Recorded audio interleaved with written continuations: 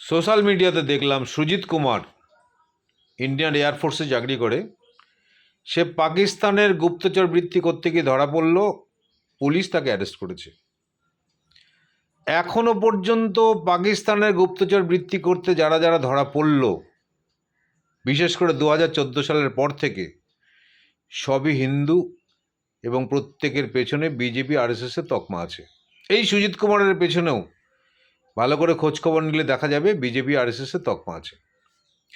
আমার প্রশ্ন হলো, ভারতবর্ষের হিতে, ভারতবর্ষের পক্ষে যারা যারা কাজ করছে বলে উল্লেখযোগ্য, তাদেরকে বলা হয় বিজেপির লোক, আরএসএসের লোক, হিন্দুবাদী লোক বলা হয়, ভারতবর্ষকে হিন্দু রাষ্ট্র করবে বলা হয়।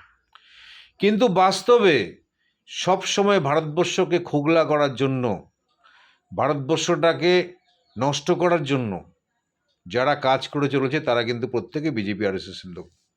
সবসময় অনবরত মুসলিমদের দিকে একটা আঙুল তোলা হচ্ছে সবসময়। কিন্তু আজ পর্যন্ত একজন মুসলিম ভাইও পাকিস্তানের গুপ্তচর বৃত্তি করছে এরকম খবর কিন্তু আমরা কোথাও পেলাম না, একজনকেও পেলাম না। তাহলে প্রকৃত দেশপ্রেমী এবং দেশদ্রোহী কারা, সেই সংজ্ঞায় যদি আমি যাই, আমরা কিন্তু এখনো পর্যন্ত কোনো মুসলিম ভাইকে দেশদ্রোহিতার তকমা লাগাতে পারবো না, সেই উদাহরণ আমাদের কাছে নেই। আমরা দেশদ্রোহিতার তকমা লাগাতে পারবো বিজেপি আরএসএস ঘনিষ্ঠ হিন্দুদেরকে। বিজেপি আরএসএস ঘনিষ্ঠ হিন্দুদের আমরা সব সময় দেশদ্রোহিতার তকমা লাগাতে পারবো। কেন কি এখনো পর্যন্ত পাকিস্তানে গুপ্তচর বৃত্তি করতে যারা যারা ধরা পড়েছে তারা প্রত্যেকেই বিজেপি আরএসএস এর সমর্থিত হিন্দু। কেউ মুসলিম নয়, কেউ নিম্নবর্ণের মানুষও নয়।